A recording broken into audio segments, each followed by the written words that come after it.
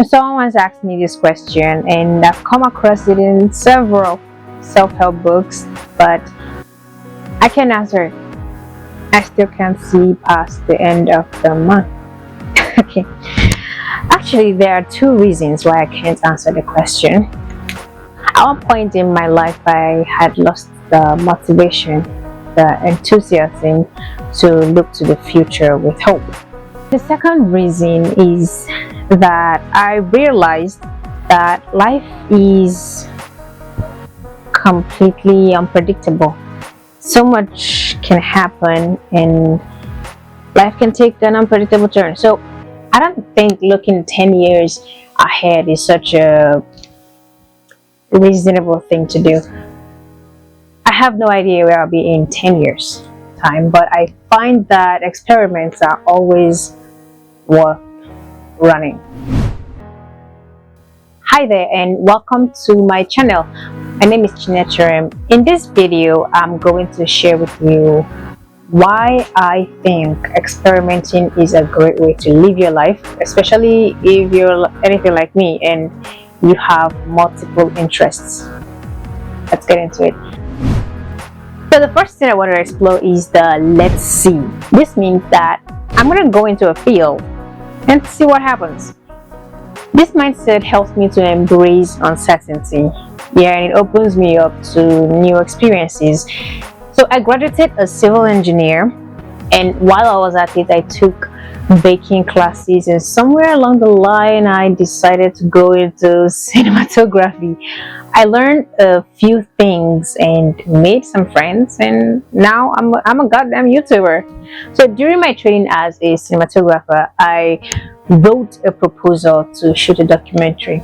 I scripted it, prepared a mood board for it. One of the things I learned is how to embrace challenges, the ability to not worry about whether a task is beyond my capacity. So I went around submitting proposals for the documentary. I met with really lovely people at the time and very friendly too. Normal me would have felt totally shy and resigned and reserved, and I would have thought, why would people give me audience? But the funny thing is, they did. They didn't only give me access, they also took me as seriously as I faked my seriousness. I outdid myself in that particular project, even though sadly we didn't get to shoot the documentary. After a couple of weeks, I got bored. My routine got a little repetitive and I felt trapped. So I no longer had the time for some of the things I really enjoyed doing, like reading a book, seeing other parts of town, or the freedom and flexibility, which is exactly the thing I really love. I just couldn't shake off this feeling that I'm missing out on something out there. So I had to stop. So the second tip is the what if, with curiosity, not anxiety. Yeah.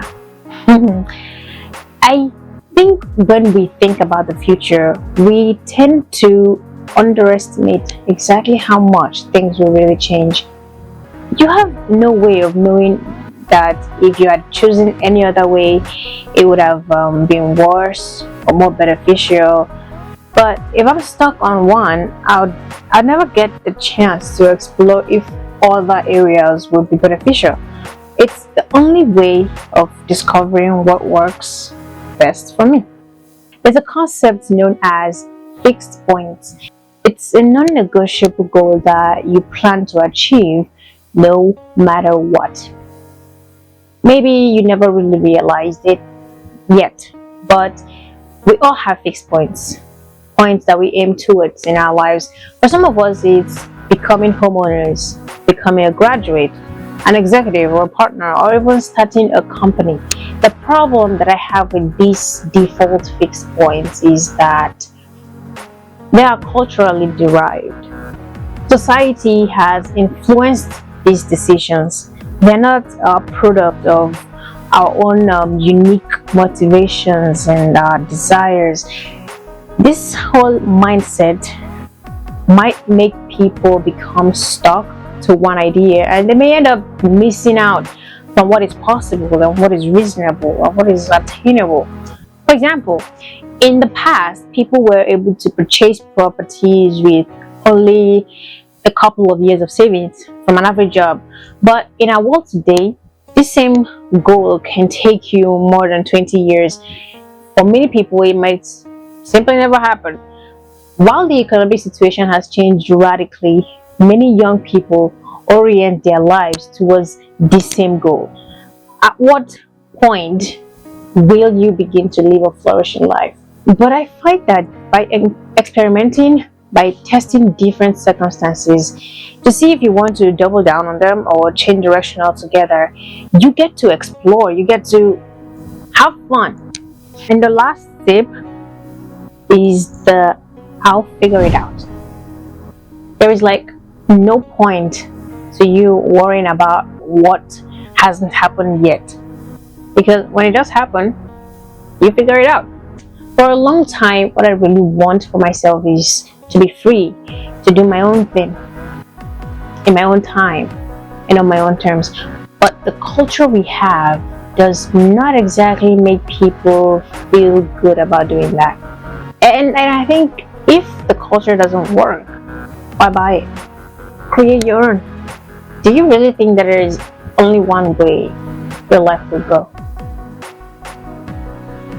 A man named Salzberg says, explore the limits and step into the possibilities for your life. Focus on what you can control. Open yourself up to the world. The fact that the next steps are unknown to us is exactly the point. One of the books that I read this year that completely brought me out of a state of aloha is The Pathless Path by Paul Millerd, one of my favorite reads so far. The book planted a seed in my mind about a different way to live. In the book, Paul shares with us how the default path, the traditional, go to school, get good grades, preferably a first class, get a good job, and blah blah blah. So Paul shares with us that the default path has been his way to release himself from a life that is built on getting ahead to one that is more focused on coming alive. If you haven't seen my previous video on one of the books that I read that really changed my life, and this one helped me to get started with my life, you probably should check it out. I'll drop the link in the description box, and I hope you do check it out, okay?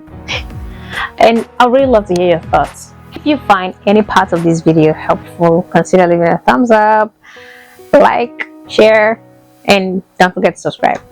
I'll see you in the next video.